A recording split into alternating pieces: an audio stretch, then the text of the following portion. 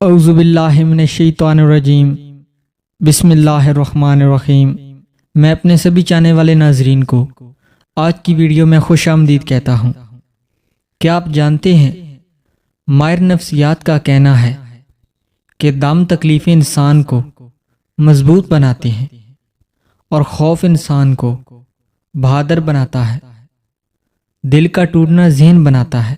جو کھانے آپ کو بچپن میں ناپسند لگتے ہیں اگر آج کھائیں تو آپ کو لذیذ لگیں گے، کیونکہ ہمارے منہ کا ذائقہ ہر 7 سال کے بعد تبدیل ہو جاتا ہے۔ 40 سال سے کم عمر لوگ دودھ کسی بھی وقت پی سکتے ہیں، مگر 40 سال سے اوپر لوگوں کے لیے صبح کے وقت پینا فائدہ مند ہے۔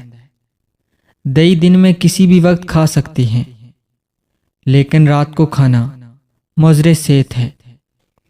چاول دن کے وقت کھانا مناسب ہے، مگر رات کے وقت کھانا نقصان دہ ہے۔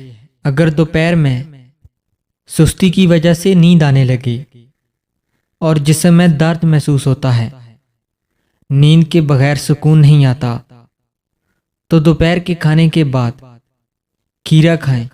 یہ جسم کو طاقت دیتا ہے اور سستی دور بھگاتا ہے۔ نہار منہ ادرک والے پانی کے اندر ایک لیموں نچوڑ کر پی لیں تو چربی غائب ہو جائے گی۔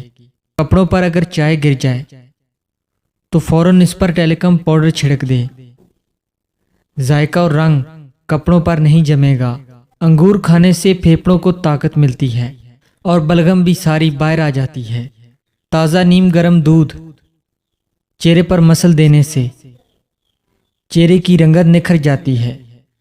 ٹھنڈی ملائی کا چہرے پر مساج کرنا چہرے کو داغ دھبوں سے پاک کرتا ہے۔ انڈا خزاں بھی ہے اور دوا بھی۔ انڈے کی زردی خون پیدا کرتی ہے۔ انڈا کھانے سے جسمانی کمزوری دور ہو جاتی ہے۔ انسان کو خدا نے بہترین سانچے میں ڈھال کر پیدا کیا۔ جنتی اور جہنمی وہ بعد میں بنتا ہے۔ ہر دل میں ایک کھڑکی ہوتی ہے جس سے آپ اپنے دل سے دوسرے کے دل میں دیکھ سکتے ہیں۔ الفاظ ایک بہانہ ہے، یہ اندرونی بندھن ہے جو ایک شخص کو دوسرے شخص کی طرف کھینچتا ہے، الفاظ نہیں۔ حقیقی سکون صرف اس وقت ملتا ہے جب آپ تنہائی میں خدا سے لو لگاتے ہیں۔